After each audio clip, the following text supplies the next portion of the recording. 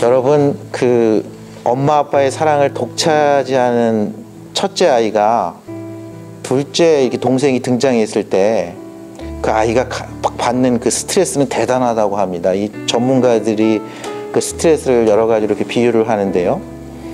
그러니까 어른들이 상상하는 것 이상인 것 같아요. 그러니까 아이가 아직 어려가지고 잘 표현을 못해서 그러는데, 보통 큰 아이가 이렇게 둘째가 이렇게 태어났을 때 그 불안감 또 그 두려움으로 인해 가지고요, 바보짓도 많이 합니다. 이렇게 말을 이렇게 더듬기도 해요. 저희 아이도 그랬습니다. 저희 아이도 둘째 태어났을 때 말을 굉장히 더듬었어요. 세월이 많이 흘러서 이제 대학에 간다고 하니까 참 어떤 면에서는 믿어지지가 않는데, 정말 이렇게 한국말도 이렇게 버버버 하면서 그렇지 않던 아이가 하면서 참 안타까웠던 때가 있었습니다. 전문가들은요, 이 둘째 아이가 태어났을 때 첫째 아이가 받는 그 두려움, 그 불안감을 왕이 자신이 아는 사람에 의해서 폐위되었을 때, 그러니까 자신의 왕자에서 쫓겨났을 때로 비유하는 사람도 있고요. 남편이 자신이 잘 아는 누군가와 바람을 피웠을 때, 그것도 한 번 이렇게 바람난 게 아니라요, 정말 소위 사랑에 빠져서 떠나갈 때 그 두려움, 그 분노에 비유할 정도로 큽니다. 이스라엘 초대왕 사울이요, 그런 상황을 맞이했어요. 오늘 사무엘상 18장 본문 17장에 보면 다윗이요, 40일간의 이런 정말 40일 동안 하나님의 이름을 이렇게 모욕하고 대적했던 블라셋의 장수였던 골리앗 앞에서 다 떨고 있을 때 혜성같이 나타난 다윗이요, 어린 소년 다윗이요, 그 블레셋 사람을 맷돌 하나로 이렇게 넘어뜨리지 않습니까? 그때까지는 괜찮았어요. 그때까지는 괜찮았고 사울도 아무 문제가 없었습니다. 사울의 아들이었던 왕자 요나단이요, 이 다윗이 정말 하나님께서 보내준 하나님의 사람이라고 생각을 해서 정말 다윗에게 오늘 말씀 보면요, 그가 입었던 겉옷을 벗어도 주고요, 자기의 군복과 칼과 활과 띠도 그리하였다. 여러분들 이 말씀 볼 때 저희는 다윗과 요나단의 우정이라고 얘기하죠. 여러분들 이렇게 친구가 친하다 그래서 자신이 입던 옷이나 군복과 칼과 활과 띠를 이렇게 벗어주지 않습니다. 아무리 친해도 이게 자기가 쓰는 스마트폰 하나 이렇게 주지 않습니다. 이렇게 좋은 옷 같은 걸 같이 맞춰서 입을 수는 있겠죠. 그렇지만 이 왕자가 입던 옷은요, 그 옛날 이 3000년 전에 자신의 신분을 상징하는 게 뭐가 있겠어요. 저희 요즘은 스테이터스 심볼이 많죠. 한 3, 40년 전만 해도 저희가 차가 스테이터스 심볼인 적도 있었어요. 한국에 이렇게 딱 보면요, 기업의 사장은 어떤 차를 타고, 임원들은 어디까지 차를 타고, 부장은 어떤 차를 타고, 이런 시대가 있었습니다. 근데 지금은 그렇지 않죠. 3, 40년 전에 그 한국에서 외제차를 타던 사람은 굉장히 제한적이었습니다. 그러나 지금은 그게 스테이터스 심볼이 되지 않죠. 시대가 많이 바뀌었죠. 근데 이 시대에는요, 그 사람의 신분을 알 수 있는 게 옷입니다. 사람들이 다 똑같은 옷을 입었어요. 여러분들 사극 같은 거 보면 다 평민들은 똑같은 옷을 입죠. 귀족들은 조금 귀족 같은 옷을 입고요, 왕이나 왕자는 완전히 특별한 옷을 입습니다. 이 당시에 칼과 활이 넉넉하지 않았던 시대예요. 그때 자신의 군복과 자신의 왕자의 옷과 칼과 활과 띠를 벗어줬다는 건요, 자신의 신분과 자신의 모든 능력을 다윗에게 주었던 거죠. 근데 요나단처럼 사람들이 이렇게 반응을 했어요. 이스라엘 많은 백성들이요, 다윗이 사울이 보내는 곳마다 가서 지혜롭게 행하니까 사울도 처음에는 그를 군대의 사령관으로, 군대의 장으로 삼았습니다. 군대 최고 사령관으로 삼았다는 거예요. 근데 온 백성이 그걸 합당히 여겼다는 겁니다. 사울의 신하들도 합당히 여겼다는 거예요. 사울도 처음에 그렇게 생각했어요. 그러니까 어쩌다가 다윗이 운 좋게 물맷돌을 던져가지고 거인 골리앗의 이마를 맞춘 게 아니에요. 다윗은 이미 사울이 보내는 곳마다 지혜롭게 행할 수 있을 정도의 지혜가 있었던 거고요, 그곳에 가서 군대의 장을 행할 수 있을 정도로 지도력, 리더십이 있었던 거고요, 온 백성이 합당히 여기고 나가는 전쟁마다 이길 정도로 그가 용기도 있고요, 담력도 있고 체력도 있고 하나님을 의지하는 하나님의 백성들 이끌 만한 그런 영역도 있었던 것을 저희는 알 수 있어요. 근데 문제는 언제 생겼냐면요, 무리가 돌아올 때 이 전쟁에서 이기고 돌아온 이 다윗을요, 이제 여인들이 노래를 하는데, 춤을 추면서 악기를 연주하면서 노래를 하는데, 그 노래 내용이 사울이 죽인 사람은 수천 명이요, 다윗이 죽인 사람은 수만 명이다. 이것이 사울의 귀에 거슬렸어요. 그의 마음을 불쾌하게 했습니다. 그는 그의 불쾌함이 커져서 분노했어요. 그리고 생각하기를 다윗에게 만만을 돌리고 내게는 천천만 돌리니 그가 더 얻을 것이 나라 말고 무엇이냐. 그러니까 나의 왕권, 이 왕자 말고는, 나를 폐위시키는 것 빼고는 그가 더 얻을 것이 무엇이 있겠느냐 하면서 시작이 된 겁니다. 저희가 마음을 잘 지켜야 돼요. 다윗이 골리앗을 넘어뜨릴 때만 해도 사울은 그렇게 생각해요. 우리 편에서 골리앗보다 더 센 애가 있네, 우리 편이네, 이렇게 생각했던 거예요. 우리 편 중에, 나를 위하는 우리 편 중에서 우리나라에 정말 센 장수가 하나 있구나. 가는 곳마다 지혜롭게 행할 때 우리 편 중에 지혜로운 자가 하나 있구나.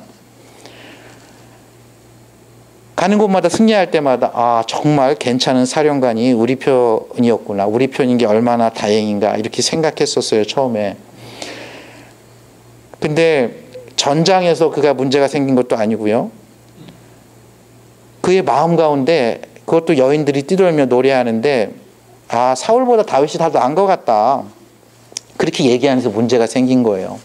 이런 일 흔히 있죠. 저희가 이런 일 흔히 있습니다. 아주 흔히 있어요. 근데 이것은 아주 그 마음속에 이루어지기 때문에 잘 모르죠. 정치인들은 자기의 인기가 다른 사람으로 이렇게 흘러가는 걸 금방 이렇게 감지합니다. 자신의 표가 줄어드는 걸 금방 감지해요. 인기 있는 배우들이나 가수들은요, 자신의 인기가 지금 하향세인지 상승세인지 금방 감지합니다. 설교자들은요, 이 사람 설교가 저 사람 설교보다 낫다 못하다는 것에서 생각보다 민감합니다. 굉장히 민감해요. 신경 안 쓰는 것 같지만. 정치인이건 가수건 선생님이건 설교자건 다 공인이기 때문에 그것을 이렇게 드러내놓고 이야기하지는 않지만 굉장히 민감합니다. 사울이 그랬던 거예요. 다윗은 수만 명을 상대할 수 있고 사울은 수천 명을 상대할 때 그의 마음이 심히 불쾌했습니다. 그의 마음이 흔들리고 있어요. 그리고 그날 이후로 사울이 다윗을 주목하였더라. 여기서 주목하다는 말 있지 않습니까? 성경에 여기에만 딱 한 번 쓰입니다. 이 두꺼운 성경에 딱 한 번 쓰인 일이에요. 그러니까 사울과 같은 인생을 산 사람은 성경에 사울 하나라고 보면 돼요. 사울이 다윗을 주목하기 시작했어요. 여러분들 사울과 다윗이 몇 살 차이인지 아세요? 사울이 80세에 죽습니다. 사울이 40세에 왕에 세워져 가지고요, 80세 40년간 통치하고 80세에 죽어요. 사무엘상 마지막 장에 죽거든요. 그때 80세였어요. 다윗이 그때 왕에 오릅니다. 다윗은 30세에 올랐다고 성경은 기록하고 있어요. 둘의 나이 차이가 50살인 거예요. 50살. 그러니까 이때 사울이 만약에 60대 중반이었으면 다윗은 10대 후반이었어요. 전문가들은 그 정도 나이였을 거라고 봐요. 다윗이 10대 중후반, 그다음에 사울이 60대 중후반. 결코 라이벌이 될 수 없어요. 사울은 그냥 목동이에요. 싸움 잘하는 목동입니다. 지혜로운 목동이에요. 리더십이 있는 목동이에요. 사울이 조금만 생각을 잘 하기만 했으면은 정말 둘이 힘을 합쳐가지고 주변에 블레셋, 아말렉, 모압 다 무찌를 수 있는 그런 리더십을 형성할 수 있었어요. 사울이 제대로 마음만 가져서 자신의 마음을 잘 지키고 할 수 있었으면 그럴 수 있었습니다. 결코 상대가 되는 사이가 아니에요. 근데 사울이 자신의 마음이 이렇게 다윗을 주목했죠. 이 주목하는 마음은 의심하고 경계하는 마음입니다. 시기하고 질투하는 마음이에요. 그러니까 사울은 모든 능력이 있었는데 마음이 무너지니까 절제가 안 됐어요. 마음이 무너지니까 사랑이 없어졌어요. 왕이 백성들을 위해서 지도자가 해야 될 건 두 가지 마음입니다. 하나는 능력 있게 외세가 침입했을 때 지켜줘야 돼요. 전쟁에서 지면 생명과 재산도 보장할 수 없거든요. 그래서 강한 군사력으로 또 지도력으로 그의 백성들을 지켜야 될 그런 의무가 있었어요. 동시에 백성들을 사랑해야 했어요. 부족하고 또 연약한 백성들이 많이 있습니다. 그렇기 때문에 사랑으로 감싸고 그것을 지혜로운 통치 행위를 통해서 부족한 사람, 넘치는 자들 통해서 함께 그 공동체를 꾸려나가야 할 책임이 왕에게 있었던 겁니다. 그러나 이 모든 것은요, 마음의 절제가 없으면 모든 왕권을 가진 사람들은 그 권한을 남용하거나 오용할 수밖에 없죠. 사울이 그러기 시작했어요. 그 틈을 타고요, 사울의 그 경계하는 마음, 그 의심하는 마음, 사단이 그걸 모를 리가 없죠. 사단이 그 흔들리는 하나님 나라의 백성의 최고 지도자 사울의 마음을 흔들고 있습니다. 하나님께서 부리시는 악령, 하나님께서 사단에게 허락한 그 악령, 여기서 악령은 악한 영인데 악한 영이라기보다는 해롭게 하는 영입니다. 자기 자신에게 해로운 영이고요, 주변 사람들에게 해로운 영이고 그 공동체에게 해악을 끼치는 그런 영이에요. 이로울 게 없는 영이라는 거죠. 백해무익한 영이 사울에게 힘있게 내렸습니다. 사울이 정신없이 떠들기도 하고요, 그의 마음을 가라앉히기 위해서 다윗이 수금을 연주해서 다윗의 이 요즘으로 따지면 이 뮤직 세러피죠. 음악으로 사울에게 평강을 주고 있는데 사울이 내가 스스로 속으로 생각하기를 내가 다윗을 창으로 죽이리라고 창을 2번 던집니다. 다윗이 피해요. 다윗이 피합니다. 여러분들 이게 다윗이 피한 걸 수도 있고요, 하나님께서 피하게 해주신 걸 수도 있습니다. 사울은 백전노장이거든요. 가까이에서 수금을 타고 있는 다윗을 맞추지 못할 리 없습니다. 하나님께서 막아주셨어요. 동시에 다윗은요, 전쟁에 능한 용사였어요. 그가 피한 거기도 합니다. 인생이 그렇습니다. 저희는 마치 하나님께서 저희에게 아무것도 안 해줄 수 있다, 하나님 마치 존재하지 않는 것처럼 최선을 다해서 땀 흘리고요, 공부하고 일해야 합니다. 어떤 일을 추진할 때요, 하나님이 없는 것처럼 추진할 수 있어야 돼요. 다윗은 아마 혼신의 힘을 다해서 이 창을 피했을 거예요. 동시에요, 내가 이 창을 피할 수 없을지도 모른다. 내가 모든 수고를 다하고 모든 최선을 다했지만 하나님께서 도와주시지 않으면, 하나님의 뜻이 아니면 이 일은 이루어질 수 없을 수 있다고 생각하고 간절하게 하나님께 기도해야 합니다. 믿음으로 기도해야 돼요. 하나님께 맡겨야 합니다. 한자성어에도 진인사 대천명이란 말이 있죠. 인간이 할 일을 다 하고요, 하늘의 뜻을 기다린다는 말입니다. 이와 같은 하늘이 도왔던 다윗이 피했던 그 창을 피했습니다. 이것이 시작입니다. 참 사울이 참 유치해졌어요. 모든 권한을 가진 이 군대의 사령관 다윗이요, 모든 권한을 가진 사울이요, 제가 보니까 사울이 죽인 자는 천천히요, 다윗은 만만이라 그래서 그랬는지 다윗을 천부장으로 보냅니다. 1000명 정도 군인, 이렇게 군 사령관에서 1000명 정도 인도하는 그런 군대 지휘관으로 보낸 거예요. 근데 여전히 다윗은 백성 앞에서 출입하며, 이 말은 공무를 잘 백성 앞에서 잘 수행했다는 얘기예요. 모든 일을 지혜롭게 행했습니다. 그리고 그 이유를 성경을 한 줄로 기록하고 있는데요, 여호와께서 그와 함께 계십니다. 다윗이 최선을 다했겠죠. 다윗이 아마 기도했을 겁니다. 다윗이 아마 아침에 일어나서 운동했을지도 몰라요. 하나님의 말씀 묵상했을지도 모르죠. 남들보다 계획을 더 세워서 최선을 다해서 치밀하게 전쟁을 수행했을지 모르겠어요. 그러나 성경은요, 그 모든 것 이전에 여호와께서 그와 함께 하셨다고 했어요. 여호와는 어떤 분이십니까? 그는 천지를 지으신 분이죠.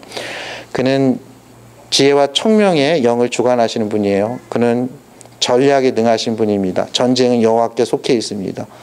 그 천지 만물을 지으신 분, 인간의 생사복을 찍으신 그분께서 다윗의 편에 서 계시다는 거예요. 사울이 두려울 수밖에 없었겠죠. 여러분들, 다윗은요, 이렇게 하나님께서 함께 하시는 다윗은요, 이렇게 지혜롭게 행했어요.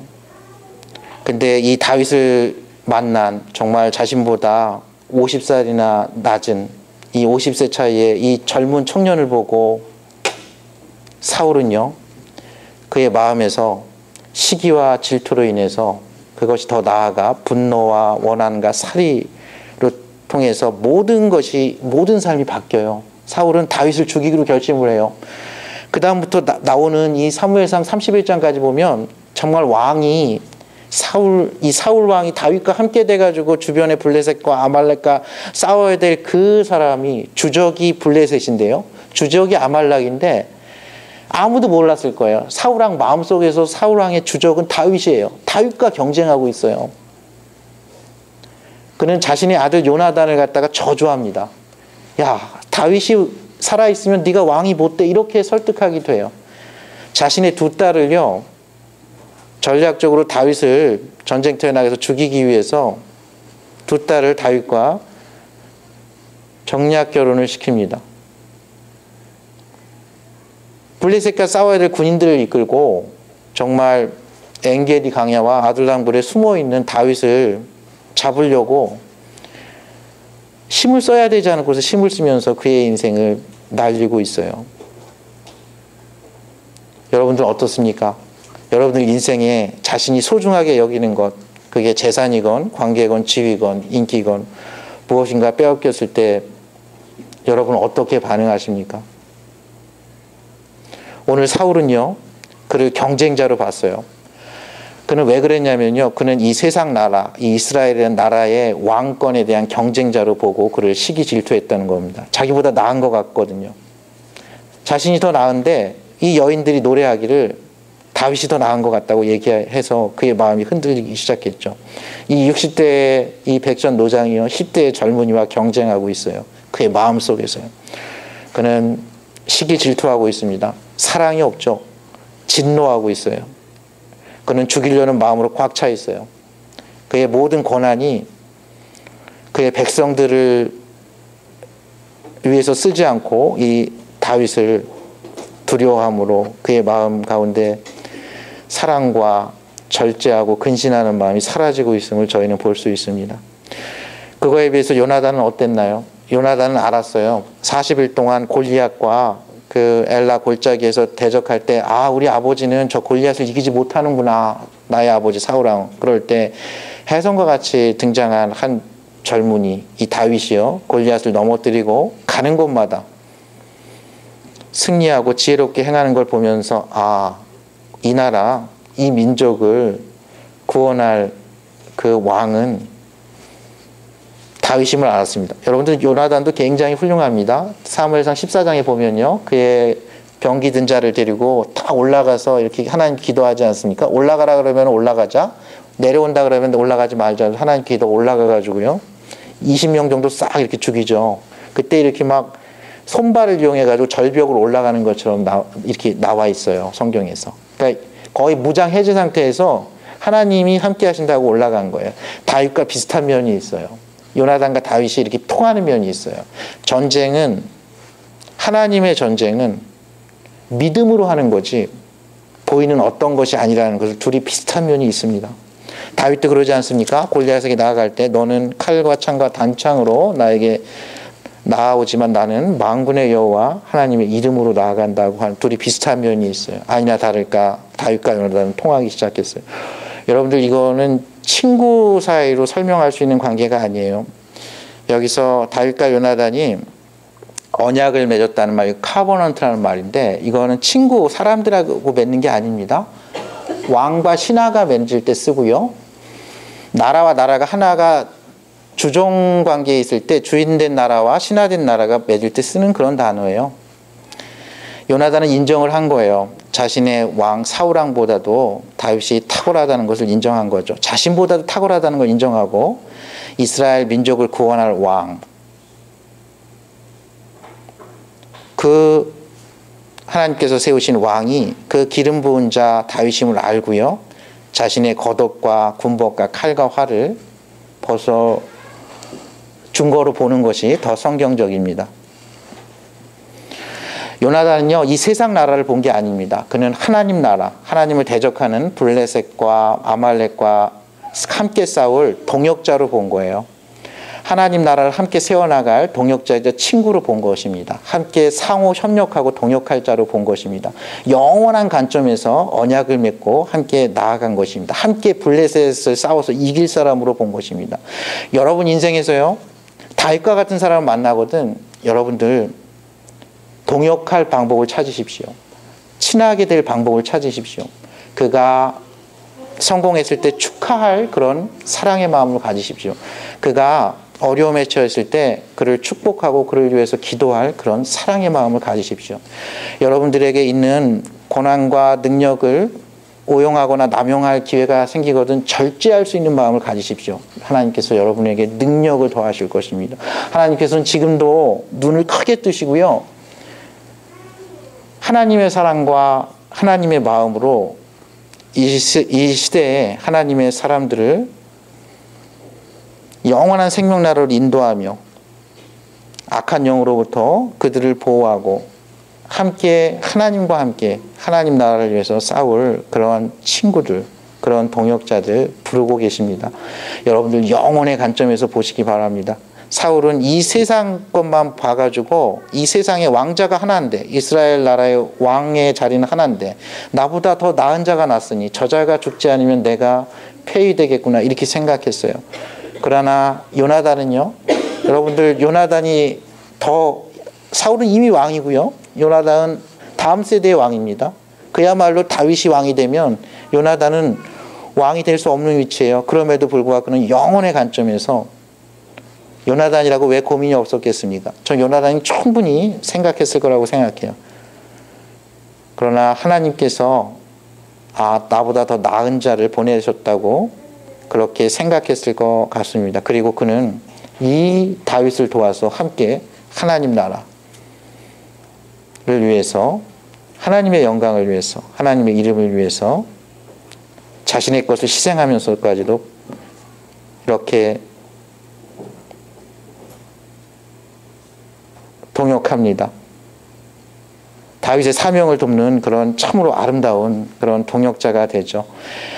다윗이 이것을 기억해요. 그래서 나중에 그 옛날에는 자신의 정적을 무찌르고 자신이 왕이 되면 그의 가족들을 참 선대를 멸하고 다 이렇게 씨까지 말리는데, 절뚝발이가 된 무비보셋을 이제 사무엘 하에서 보게 될 텐데요. 무비보셋을 정말 왕자로 대접합니다. 모든 권한과 모든 재산을 회복시키는 것을 볼 수 있어요.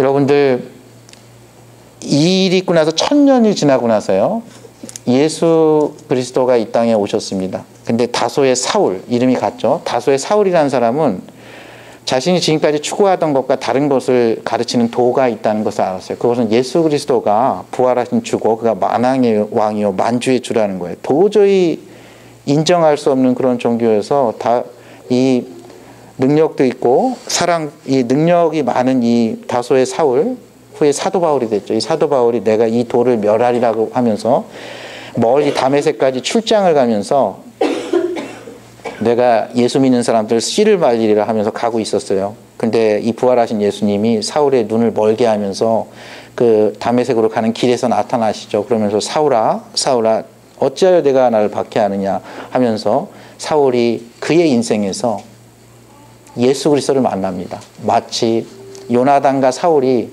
그들의 인생에서 다윗을 만나듯이, 하나님께서 세워주신 왕을 만나듯이 정말 왕 중의 왕이요 주 중의 주인 예수 그리스도를 거기서 만나요.